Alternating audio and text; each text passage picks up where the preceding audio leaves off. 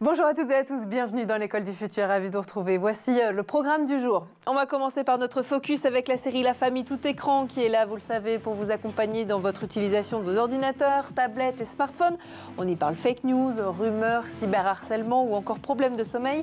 Et on va continuer à suivre les aventures de Myriam, Erwan et leurs 3 enfants dans leur quotidien hyper connecté dans un instant. Et puis elle a une idée derrière la tech, Lisa de Bernard est avec nous aujourd'hui. Bonjour Lisa. Bonjour Philippe. Quelle va être votre chronique aujourd'hui? On va parler du mode voiture qui débarque sur nos smartphones. On voit ça dans un instant. Et puis on va parler de 2 autres sujets aussi. D'abord, des images hyper réalistes de personnalités publiques dans des contextes totalement inventés. Par exemple, Emmanuel Macron qui accueille Cyril Hanouna comme Premier ministre, Marine Le Pen et Jean-Luc Mélenchon qui s'enlacent, ou encore Musk en astronaute ou pompier. Ces scènes complètement fictives pourraient pourtant passer pour des photos authentiques. C'est en tout cas ce que permet Grok 2, la nouvelle intelligence artificielle d'Elon Musk. Et puis TikTok était là, un tournant de son histoire aux États-Unis.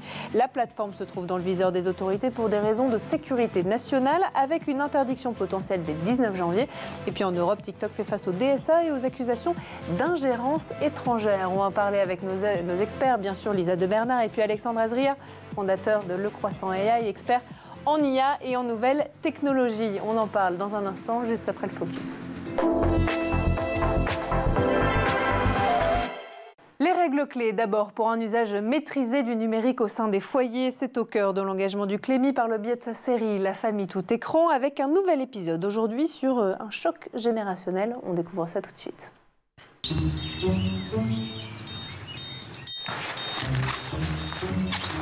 Qu'est-ce que c'est que ce truc? Bah, c'est une carte postale. Et ça sert à quoi?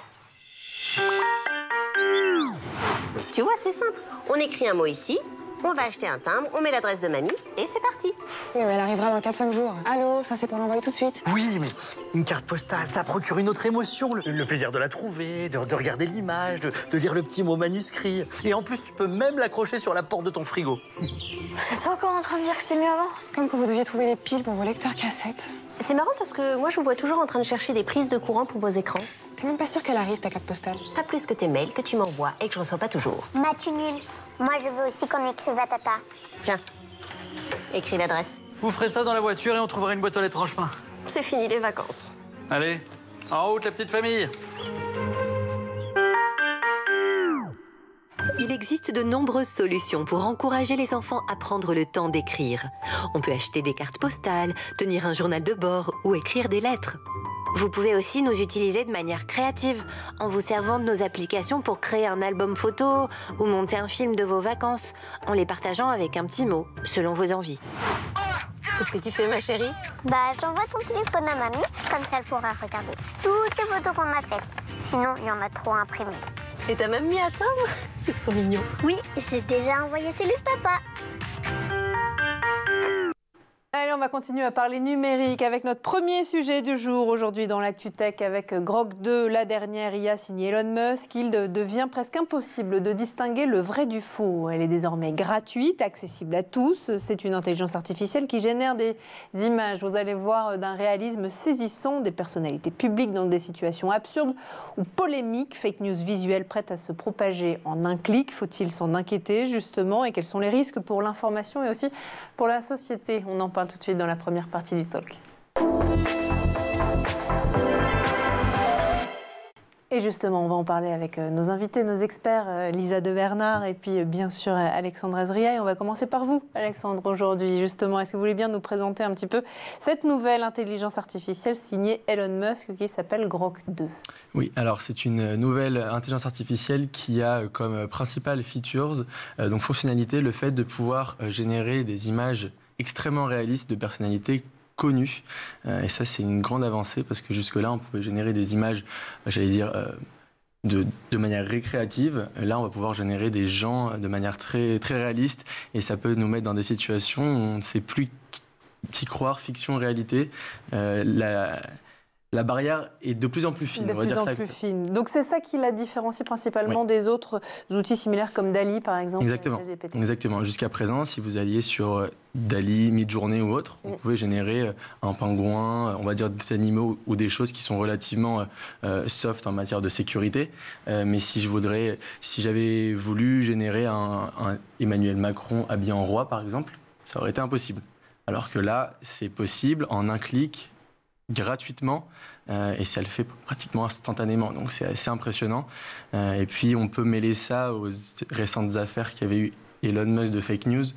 Si on rajoute à ça le fait qu'il va pouvoir générer maintenant des photos, ça s'annonce un peu compliqué. Alors justement, je vous propose de regarder tout de suite à l'écran Elon Musk dans différentes situations et notamment déguisé en astronaute, d'autres en pompier, voilà, exactement. Vous voyez, le niveau de réalisme atteint par Grok 2, c'est une évolution pour vous naturelle de l'intelligence artificielle ou est-ce que c'est vraiment un bond technologique dont on parle là, Lisa ? Ça suit l'évolution naturelle de la génération d'images par intelligence artificielle. Après, on sait que Elon Musk bénéficie quand même d'infrastructures particulièrement avancées. Il a aussi un gros volet de recherche fondamentale, donc tout ce qui est en dehors du commercial, voilà. Et puis, il a des capacités de calcul extrêmement importantes. Donc, nécessairement, ça lui permet d'avancer certainement un peu plus vite que les autres sur le sujet, mais ça reste quand même dans la lancée de ce qui se passe ailleurs. En revanche, ce qu'il faut signaler, c'est que quand même Grok, contrairement à d'autres applications comme DALL-E d'OpenAI, est directement implanté dans la plateforme X. Donc on peut supposer aussi que ça générera une adoption beaucoup plus massive de la part des utilisateurs et bien plus rapidement que d'autres outils. Donc c'est ce qu'on comprend, c'est que c'est complètement gratuit aujourd'hui. Aujourd'hui, c'est complètement gratuit. Alors avant, c'était exclusivement pour les abonnés Premium et Premium Plus de X. Aujourd'hui, c'est totalement gratuit avec néanmoins certaines limites. Les personnes qui ne sont donc pas abonnées au programme payant de X sont limitées à 10 messages toutes les 2 heures. Et surtout, les abonnés Premium, a priori, bénéficient quand même de fonctionnalités un petit peu plus avancées avec des réponses plus rapides. Voilà. Ce qu'il faut noter ici, je trouve, c'est que d'un point de vue technologique, on était capable de le faire il y a 6 mois, il y a 1 an, mais les réglementations nous mettaient dans une situation où les gens qui font des modèles, Mistral, OpenAI et autres, Anthropic par exemple, n'avaient pas envie de se mettre dans une position un peu plus compliquée, de générer des images de président de la République, de personnalités et autres. Et Elon Musk, lui, balaye tout sur son passage comme à son habitude et dit je fais un peu ce que je veux. Oui, c'est ça. Il semble en tout cas laisser une plus grande liberté de ce qu'on voit d'usage par rapport à ses concurrents. Est-ce que justement ça c'est une stratégie dangereuse ? Alors moi j'ai fait le test, j'ai pris des personnalités, j'ai pris Emmanuel Macron et je l'ai mis dans plein de situations. Je voulais voir où était la limite. D'accord. Et la limite est, dès l'instant où on demande par exemple, mets-moi Emmanuel Macron à la plage en maillot de bain, il peut pas le dénuder d'une certaine façon. D'accord. Mais tout ce qui n'est pas dénudé, vous pouvez lui faire tout et n'importe quoi. Et ça fait vraiment, vraiment peur, je trouve. Parce qu'effectivement, ces concurrents directs limitent la possibilité de manipuler le public aussi. DALL-E, le programme d'intelligence artificielle d'OpenAI, empêche par exemple les utilisateurs d'utiliser des personnalités publiques. Grok sont beaucoup moins restreintes sur le sujet, Alexandre. Surtout que même sur des personnalités qu'on pouvait qualifiée jusqu'à présent d'extrêmement dangereuse. On peut générer une image de Oussama Ben Laden dans un avion à New York, par exemple. D'accord. Donc ça rappelle des très très très mauvais souvenirs. Et ça, on peut le faire instantanément. Donc cette IA n'a pas de limite, un peu comme son fondateur, et ça fait très très peur. Vous partagez cet avis, Lisa ? Oui, je pense qu'effectivement, dans les mains des personnes les plus mal intentionnées, ça peut rapidement faire des dégâts. Après, aujourd'hui, on peut se dire que ce qui nous sauve encore un petit peu, mais peut-être pas pour très longtemps, c'est qu'on peut encore, quand on fait attention, détecter certaines incohérences sur ces images. On peut avoir, notamment au niveau des yeux, le regard un petit peu vide, qui manque un peu de naturel. Régulièrement aussi, les intelligences artificielles génératrices d'images ont des problèmes avec les doigts. Donc il peut y avoir 6 doigts au lieu de 5, c'est des petits détails auxquels on peut se raccrocher, mais qui sont de moins en moins vrais. Voilà, c'est ça exactement, parce que plus les intelligences artificielles s'entraînent, plus les résultats sont à la hauteur de la réalité. Et Le problème, c'est qu'aujourd'hui, en tout cas spécifiquement sur Grok, la seule chose qui certifie que c'est une image Grok, c'est qu'on a un tout petit filigrane en bas à droite. Mais bon, a priori, on peut recadrer la photo et auquel cas il disparaît et on n'a plus de moyen de le détecter. Et en plus de ça, oui, on pourrait faire attention aux doigts, aux yeux, etc. Mais si on est sur un réseau social, en général, on va assez vite. On scrolle très très rapidement, donc on s'arrête jamais sur les doigts ou les yeux d'une personne. Donc... Un peu comme les titres d'articles, les gens les lisent, mais pas l'intérieur. Oui, c'est le principe de la viralité et c'est tout. Enfin, c'est ce que je disais tout à l'heure, c'est que c'est la dangerosité aussi du fait que Grok soit directement inscrit dans X. Donc bon. Bon, on va continuer à en parler. D'abord, qui porte la responsabilité en cas de diffusion massive de fake news ou de deepfake via des outils comme Grok? Est-ce que c'est la plateforme? Est-ce que c'est le créateur de ce deepfake? Est-ce que c'est Elon Musk? Oui, c'est un petit peu les trois, finalement, en fonction des différents règlements. Aujourd'hui, effectivement, X, c'est le diffuseur et l'hébergeur de cet outil, donc forcément, ça engage sa responsabilité. XAI, qui est le créateur de Grok, les développeurs, ils ont la responsabilité, normalement, lors de la création d'un outil, de mettre en place des garde-fous, notamment avec ce que préconise l'IA Act de l'Union européenne. Et puis, bien évidemment, les utilisateurs aussi peuvent être impliqués, puisque s'il y a de la manipulation d'images, de la diffamation, ils peuvent être soumis aux lois nationales qui les mettent en pleine responsabilité de ce qu'ils font. Donc, c'est un petit peu les trois. On a le DSA aussi qui implique forcément le fait que X pourrait être responsable de la diffusion de ces contenus-là, si c'est pas assez modéré. En somme, tout le monde est visé un petit peu par ces questions. Ce qui est intéressant aussi, c'est le planning. X commençait à perdre un peu de vitesse. On en a parlé ici d'ailleurs, de plus en plus de nouvelles alternatives à X. Et là, comme par hasard, Musk nous sort la fonctionnalité ouverte à tous. Je dis pas que c'est fait exprès ou autre, je dis juste que le timing est très très bon et ça permet aux gens de potentiellement revenir sur X parce que d'un point de vue récréatif, générer des images, ça reste assez amusant si on n'est pas mal intentionné. Donc moi j'ai des amis qui n'avaient même pas de compte X jusqu'à présent, mais qui s'en sont fait un exprès, qui ont parfois même acheté l'abonnement pour être free et générer des images. Donc la stratégie est potentiellement la bonne pour lui aussi. Moi, je pense que ça peut aussi générer à terme les effets inverses. C'est-à-dire que, exactement comme pour X, il y a énormément de gens qui ont quitté la plateforme parce que ça leur convenait plus d'avoir le côté trop libertarien. Ils sont partis sur Blue Sky ou sur Thread.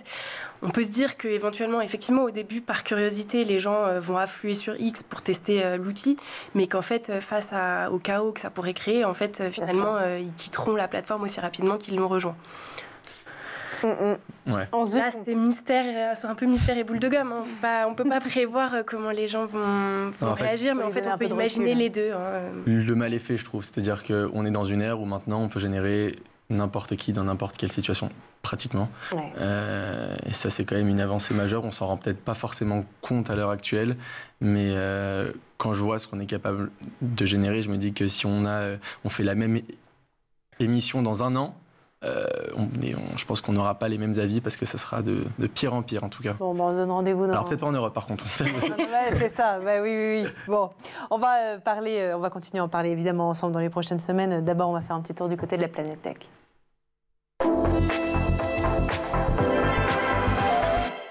D'abord, images et vidéos, c'est le Zap et c'est l'œil de Jean Martineau.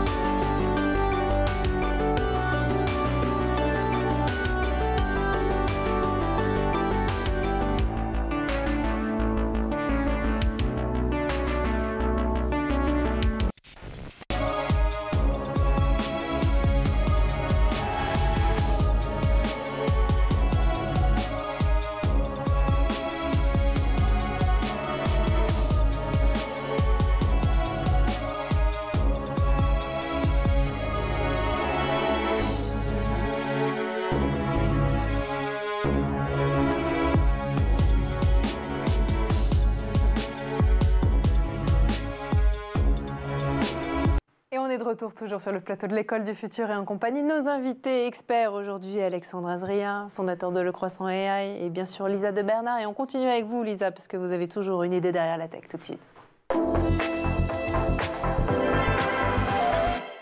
Parce qu'après le mode avion, voici un nouveau venu dans nos téléphones, le mode voiture. Alors qu'est-ce que c'est exactement? Pourquoi les fabricants de nos smartphones, Apple en tête, se tournent-ils vers cette nouvelle fonctionnalité? Vous êtes là pour tout nous raconter, Lisa. Et oui, c'est Lisa. Et oui, Lisa. Lisa, tout va bien, je fais une chronique avec moi-même. Alors oui, donc le mode voiture, c'est la nouvelle trouvaille des géants de la tech pour améliorer notre expérience en termes de mobilité tout en combattant un mal bien connu, le mal des transports. Ce fameux mode voiture est donc déjà disponible sur les appareils Apple, fonctionnant sous la dernière itération d'iOS 18 et débarquera début de l'année prochaine sur Android. Son objectif, rendre les trajets en voiture ou en bus moins pénibles pour les personnes qui souffrent de vertiges ou de nausées dès qu'elles fixent leur écran. Effectivement, c'est une bonne nouvelle à l'approche des fêtes de fin d'année. La perspective de longs trajets en voiture, donc c'est une fonctionnalité pensée pour la santé d'abord. Comment ça marche exactement? Eh bien, l'idée est de jouer sur plusieurs leviers pour réduire les symptômes du mal des transports. D'abord, le mode voiture utilise les capteurs du téléphone, accéléromètre, gyroscope, GPS pour détecter si vous êtes en mouvement. Une fois activés, ils affichent à l'écran, ils enlèvent de l'affichage de l'écran certaines animations, quand la luminosité est également ajustée et l'interface devient plus épurée pour réduire les stimuli visuels. Et bien entendu, au-dessus de tout ça, on a quand même une surcouche de technologie, sinon ça serait trop simple. Oui. Votre téléphone va donc générer des micro-points dynamiques sur l'écran qui bougeront en fonction des mouvements de la voiture, virage à gauche, virage à droite ou accélération. Les points s'adapteront pour recréer vos déplacements. Ça a l'air absolument incroyable. Mais alors pourquoi regarder son écran peut-il causer justement le mal des transports? Eh bien, c'est une question de désynchronisation sensorielle. Vos yeux voient un écran fixe, mais votre corps, et plus précisément ce qu'on appelle le système vestibulaire, perçoit les mouvements de la voiture. Le cerveau se perd dans ces signaux contradictoires et ça peut provoquer des nausées ou des vertiges. Le mode voiture va donc limiter ces effets en simplifiant à la fois ce que vous voyez sur votre écran et en recalibrant votre cerveau. Et ça, c'est vraiment efficace? Les tests, ils sont concluants aujourd'hui? Alors personnellement, je pourrais vous faire un retour si je ne conduis pas durant les vacances de Noël à la rentrée. Mais a priori, les premiers tests sont plutôt assez encourageants. Les utilisateurs qui les ont essayés rapportent une diminution notable des nausées. Je suppose que ce n'est pas un système totalement infaillible. Bon, les utilisateurs d'appareils Apple sont les premiers du coup à bénéficier de cette fonctionnalité. Comment est-ce qu'on fait justement pour l'activer? Eh bien alors, pour le coup, c'est un petit peu moins intuitif que le fameux mode avion, puisque celui-ci est accessible depuis le centre de contrôle. Là, pour le mode voiture, il faudra aller dans les réglages de votre iPhone, puis sélectionner accessibilité, mouvement, puis afficher les indicateurs de mouvement du véhicule et choisir l'option souhaitée. Cette fonctionnalité, on le rappelle, est disponible donc sur les iPhones, mais également sur les iPads. Quant à Android, on le rappelle, une mise à jour est attendue pour le début de l'année 2025. Le réglage devrait avoir la même dénomination, je crois, indicateur de mouvement de véhicule à surveiller. Donc, merci beaucoup Lisa. On lance ensemble tous les trois la deuxième partie du talk.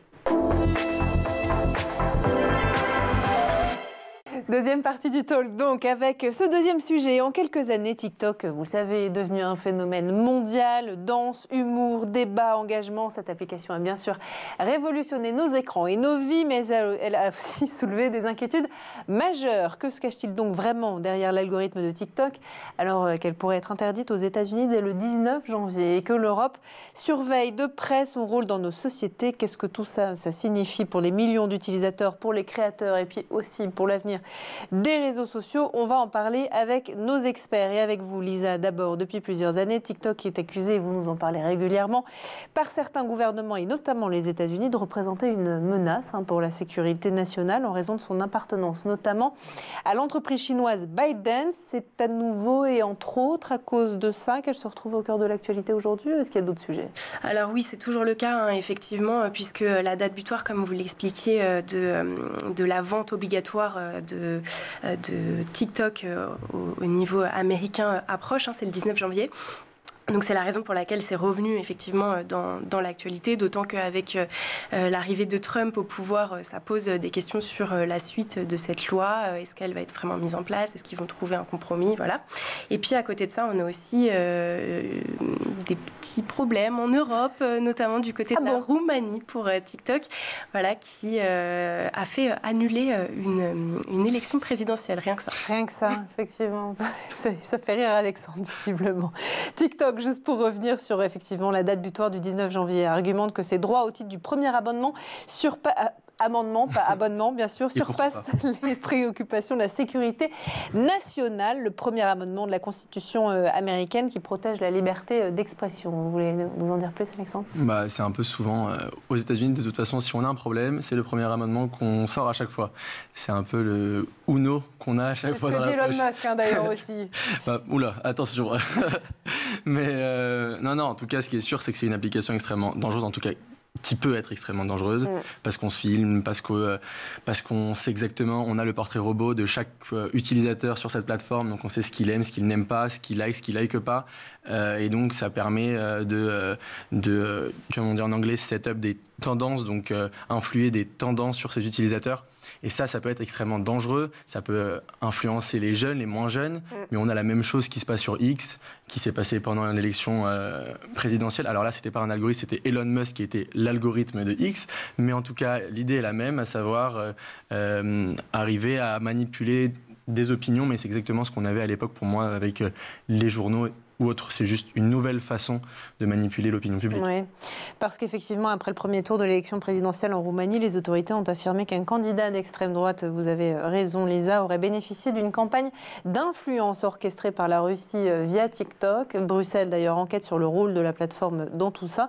Est-ce que malgré tout, on a des preuves concrètes aujourd'hui? Alors aujourd'hui, non, on n'a pas de preuves concrètes. En revanche, ce qui interroge énormément, c'est qu'en novembre, les intentions de vote pour ce candidat, qui est donc un candidat pro-russe, étaient de 1%. Aujourd'hui, il a gagné l'élection présidentielle avec 22,94% des voix, 4 points d'avance sur la candidate centriste roumaine.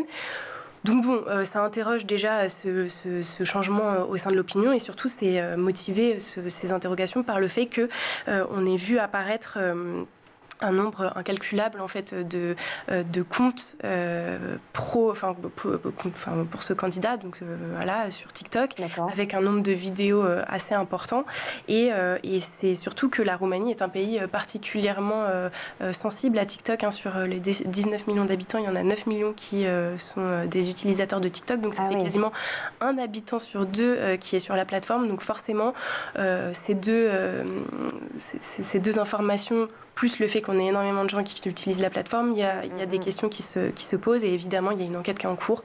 Mais pour l'instant, on n'a pas beaucoup plus d'informations.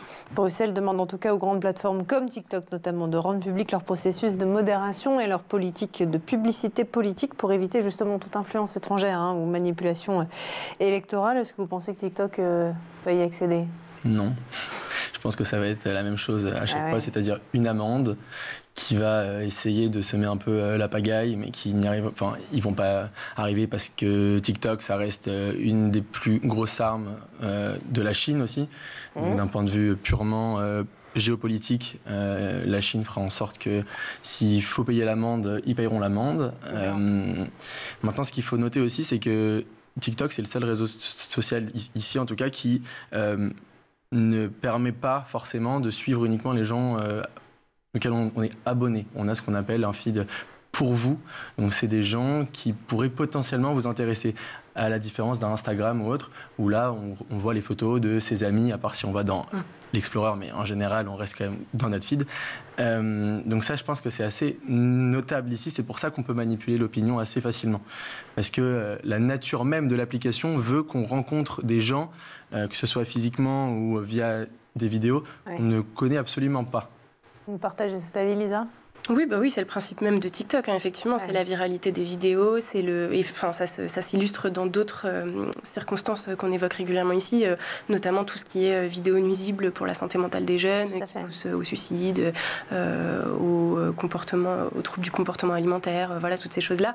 Ça se vérifie aussi en politique, mais après, c'est pas propre à TikTok non plus, c'est-à-dire que quand on reprend d'autres scandales comme Cambridge Analytica en 2016, on peut se poser la question si aujourd'hui on n'a pas un petit Cambridge Analytica roumain, avec d'autres circonstances, hein, bien entendu, mais ça reste quand même le principe des plateformes qui peuvent facilement manipuler l'opinion publique par la viralité des publications.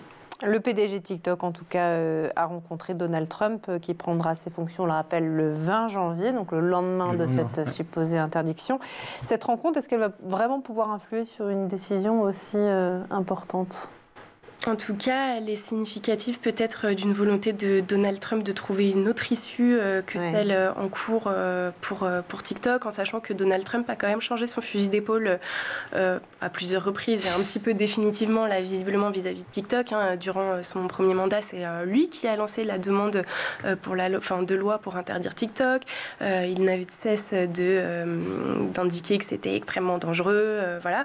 Et puis finalement, aujourd'hui, on le retrouve à dire qu'il voudrait sauver TikTok, à avoir créé son propre compte avec des millions d'utilisateurs. Et puis surtout, il ne faut pas oublier, et ça je pense que c'est quand même très important, c'est que l'un de ses principaux donateurs, Jeff Yass, qui a donné 46 millions d'euros pour sa campagne présidentielle de cette année-là, il détient quand même 15% des parts de ByteDance. Donc, forcément, voilà, ça interroge aussi un petit peu sur la flexibilité dont Trump va faire preuve durant les prochaines semaines. Et sa partialité. Exactement. Aussi, c'est clair. Parce qu'on peut aussi imaginer, bien sûr, que les relations tendues entre la Chine et les États-Unis, forcément, ça influence aussi les décisions politiques qui concernent TikTok. Ah, ça, c'est sûr et certain. Et en plus de ça, avec leur nouveau président, et je dirais même presque mafieux Trump, c'est sûr que ça va influer beaucoup sur les choix, que ce soit en termes de réseaux sociaux, d'intelligence artificielle ou autre. Maintenant, je pense qu'il ne faut pas se leurrer. Trump va aussi midi à sa porte. Il sait que si il garde TikTok sous son aile, entre guillemets, il pourra aussi plus facilement manipuler l'opinion public derrière, donc c'est toujours un peu les mêmes débats.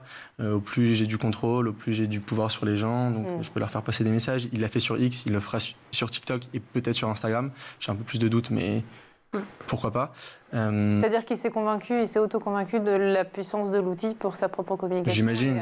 Politique. Mais ce qui est assez normal en même temps, parce que ça reste le premier réseau social du monde actuellement et qui te permet d'avoir une viralité extrême en un temps record. Donc si on est homme politique, si on veut faire passer potentiellement des lois un peu plus controversées, ça peut être extrêmement utile. Plus largement, quels sont les risques ? Bon, on comprend qu'il n'y en a pas beaucoup, mais pour ByteDance, si TikTok venait finalement à être interdit ? Le premier risque, forcément, c'est financier, hein, puisque les États-Unis, c'est 170 millions d'utilisateurs. Si on élargit ça aussi à l'Europe, on a également 150 millions d'utilisateurs actifs mensuels. Donc, la première problématique, effectivement, elle serait financière. Et puis après, il y aurait aussi un impact sur l'influence globale de ByteDance, ce qui pourrait à long terme peut-être freiner un petit peu son développement. Et puis aussi, il faut se dire que potentiellement, si TikTok était interdit des États-Unis ou d'Europe, ça permettrait à d'autres acteurs de la concurrence peut-être de prendre leur place avant qu'eux puissent revenir. Et donc là, ça serait un petit peu définitif pour eux comme disparition. Bon, il y a encore plein de sujets qu'il faut qu'on aborde et c'est vrai qu'on n'a jamais fini de faire le tour de l'actualité tech. Merci d'être là, en tout cas, à chaque fois. Merci à tous les deux. À vous d'abord, Lisa de Bernard, d'avoir été notre chroniqueuse aujourd'hui. À vous aussi, Alexandre Azria. Je rappelle que vous êtes le fondateur de Le Croissant AI. C'est un plaisir de vous retrouver chaque semaine. Bonne fête aussi, c'était la dernière émission de l'année. On se retrouve à la rentrée. Merci d'être aussi fidèles et de nous suivre toujours. Et puis nous, on se retrouve en tout cas très prochainement, toujours à 12h30, toujours dans l'École du Futur sur School TV. D'ici là, passez de très belles fêtes et prenez bien soin de vous. À bientôt.